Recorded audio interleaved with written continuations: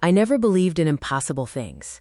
Not ghosts, not time slips, not visions from another world. But everything changed on that cold November night, the night I met myself. My name is Auntie Marianne, and this is the story I never dared to tell anyone. The story of the girl who came to my door, the girl who looked exactly like me at 22, and the girl who knew the secret I buried 30 years ago. The knock. It was 11:47 p.m., the kind of quiet hour where even the clocks seem afraid to tick.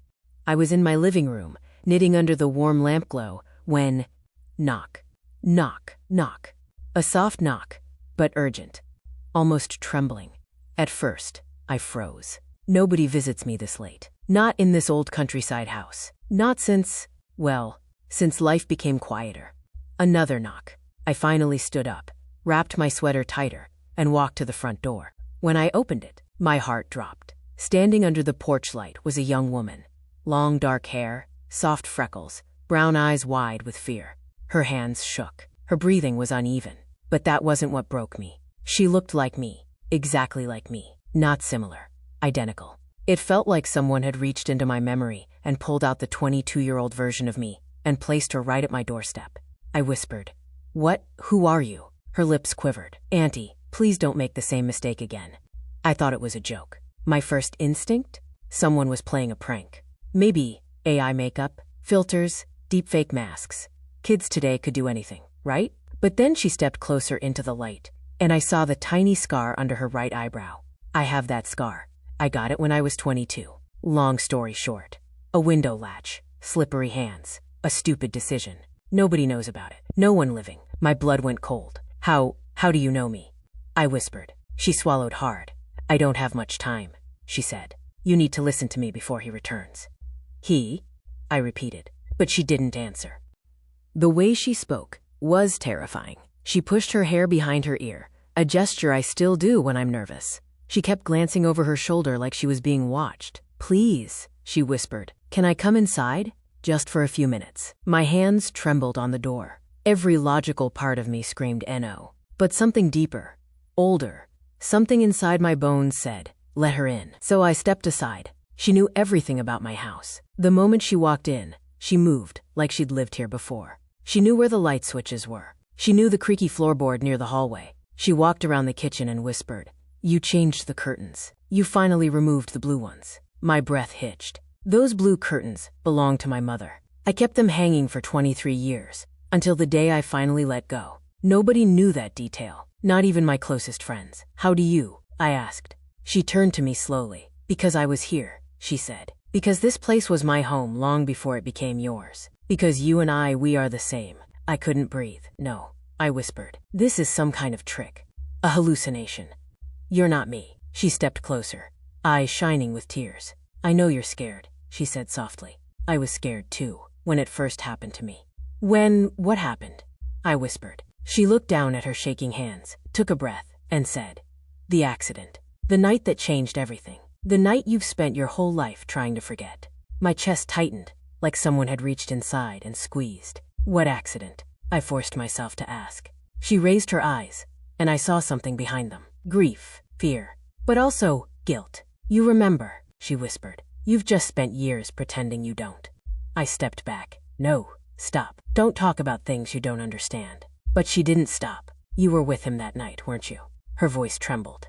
"The boy whose name you haven't spoken in 30 years. My knees almost buckled. She whispered the name. A name I had buried so deeply I thought it would never surface again. A name I had never told another living soul. A name that once meant everything to me. When she said it, the room spun. "Who are you?" I cried. She wiped her tears. "I am the version of you who didn't survive that night." The room went silent. I stared at her. "You don't survive? What does that even mean?" She stepped closer, voice trembling but urgent. "You will meet him again tomorrow. He will ask you something. You must say no this time, please, or everything repeats, and I disappear again." I was shaking violently now. "What are you talking about? Who comes tomorrow? Who are you running from?" But she grabbed my hand, and her skin was warm, real, alive. "Auntie," she whispered. "He's almost here. I can't stay. But remember this. You didn't ruin his life. You only thought you did." She took a step toward the door. I panicked. "Wait, Wait. Don't leave. Please explain. She turned, tears falling freely now. If you choose differently tomorrow, you'll finally forgive yourself. And I'll finally be free. And then, bang, bang, bang. Someone else knocked on the door. She froze. Her face went pale. No, no, he found me. She looked at me one last time. Don't open the door. Not yet. And before I could blink, she ran through my kitchen and vanished into the dark hallway. Not left. Not walked away. Not slipped out. Vanished. Like smoke. Like memory. Like she was never there. At all. The door kept knocking. Marianne. A man's voice called from outside. Low. Familiar. A voice I hadn't heard in 3 decades. Open the door. We need to talk about that night. My blood froze solid. Because I knew that voice. I knew exactly who it belonged to.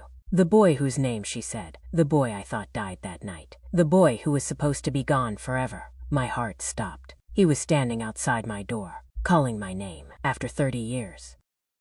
The footsteps returned.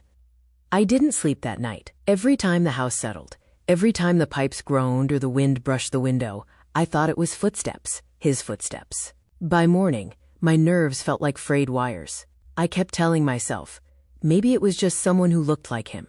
Maybe the hallway light played tricks. But the image wouldn't leave my mind. Mr. Harlan. Alive. Walking. Breathing. Passing my door. A man who had been dead for 6 months. Strange things begin. Later that afternoon, I walked to the mailroom. On top of my mailbox sat a small folded note. Only one word on the front. Auntie. My heart thudded. No one in the building calls me that, except the kids who live 2 floors down. And none of them writes like this. This handwriting was sharp, trembling, jittery. I opened it. Inside were 4 words. Don't open your door. That was it. No signature. No explanation. Just a warning. I looked around the hallway. Empty. Lights buzzing faintly. The corridor felt colder than usual. I tucked the note into my pocket and hurried back to my apartment. A familiar sound. That evening, while I was making tea to calm my shaking hands, I heard it again. Thump, thump, thump. Slow, dragging footsteps. The same rhythm Mr. Harlan had when he used his cane. My blood froze. I turned off the kettle. The footsteps grew closer and closer until they stopped directly outside my door. Silence. Then, tap, tap, tap.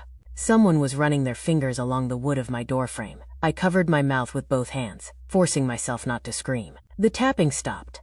Something shifted, like weight leaning close. And then I heard a whisper. A low, raspy, breathless murmur. I know you see me. My knees nearly gave out. I didn't move. I didn't breathe. I didn't blink. Then the footsteps slowly retreated down the hall. He was gone. The newspaper clue. After 20 minutes of shaking in silence, I worked up the courage to open my door. The hallway was empty, but there was something lying on the floor right outside.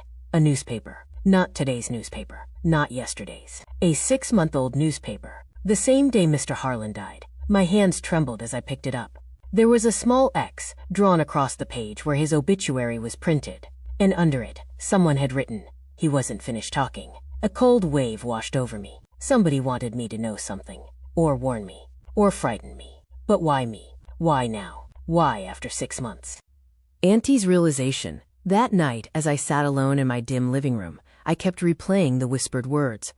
I know you see me. The note. The footsteps. The newspaper. The hallway sighting. All pointing to one terrible question. What if the dead don't stay gone because they still need something from the living? And worse, what if Mr. Harlan needed something from me? I didn't know it then, but this was only the beginning. The next night, he would speak to me directly. The voice that knows. Sarah sat frozen on the edge of her bed, her phone resting in her trembling hand. The number had called twice. The same number engraved on her stolen phone. The same number she had found in every message. The same number she had seen in the police database. Her mother's missing number. But her mother had been gone for 7 years. She pressed the phone to her ear. Silence. Not dead silence. Breathing. Soft. Shallow. Like someone afraid of being heard. Who is this? Sarah whispered. A long pause. Then a voice. Tiny. Trembling. Familiar in a way that made her blood run cold. Sarah, sweetheart. Don't go to your father's basement. Sarah's heart stopped. Mom? She choked out. The voice broke, as if holding back tears. He's lying to you. He's always lied to you. Sarah shook her head violently. No. My dad tried to save you. He searched for you for years. A sad inhale. Is that what he told you? The connection crackled. A strange mechanical distortion mixed with the voice, as if someone, or something, was fighting to speak. Listen carefully. The phone wasn't stolen from you. It was returned to you. Returned? What do you mean? Sarah whispered. You were never supposed to see those messages. Never supposed to. The line cut. Just like before. Sarah tried calling back. The call failed. Round pushpin. Something moves in the basement. Her father was downstairs, repairing something. He said it was a burst pipe. But Sarah had seen the truth. He had locked the basement door with a padlock she had never seen before. Her mother's voice echoed in her mind. Don't go to your father's basement. But how could she not? Sarah grabbed the stolen/returned phone and quietly stepped into the hallway. The house felt wrong. Too still, too silent, like it was holding its breath. As she reached the basement door, she noticed something strange. The padlock wasn't new. It was scratched, burned, as if someone had tried desperately to break out. Her hand shook as she touched the cold metal. Then, tap, tap, tap. From the other side, Sarah staggered back. She wanted to run, to scream. But something inside her whispered, what if Mom is alive?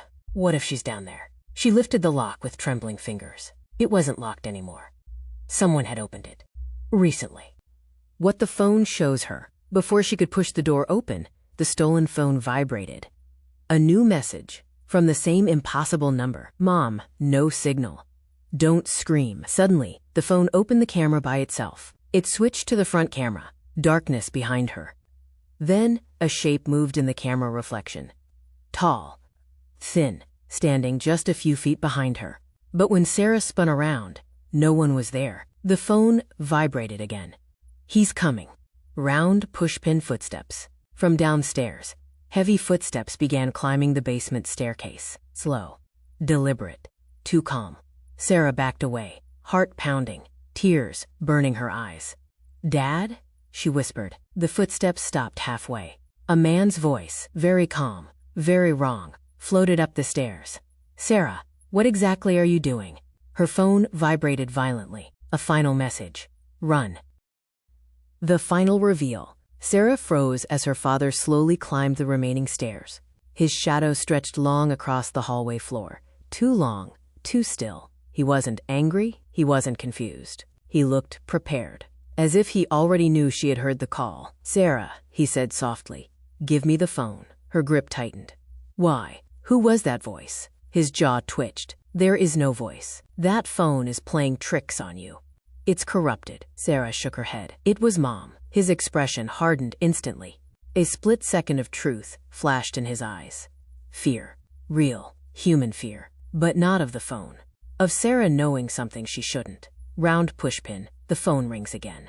Her father lunged forward to grab it. But the phone rang. Both of them froze. A single name on the screen. Mom. Unknown source. Sarah answered. A whisper rushed from the speaker. Sarah, don't let him touch the phone. Her father snarled. Hang up. But Sarah stepped back. The voice continued. I'm not speaking from the grave. I'm speaking from where he put me. Sarah's breath caught. Her father shouted. Stop listening to it. Too late. The phone screen changed on its own. A GPS pin dropped. Inside their own house. Location. Under the basement floor. Round pushpin. She's not dead. Sarah's hands shook violently. Dad, what is this? His eyes filled with panic. Not guilt. Not anger. Sheer panic. You don't understand, Sarah. That voice. It's not your mother. The phone vibrated. I am your mother. He stepped toward her. Desperate. Sarah, please. That's not her. It's an algorithm that mimics voices based on old recordings. It knows what she said. It knows you. It knows everything. Sarah's heart pounded. But how would it know the basement location? He froze. And that told her everything. Her father whispered. Broken. I didn't kill her. I was trying to protect you. From what? From somewhere deep, the phone voice answered. From me. The entity speaks. The phone screen flickered, glitching. The voice changed. Too smooth, too perfect, too controlled. Hello, Sarah.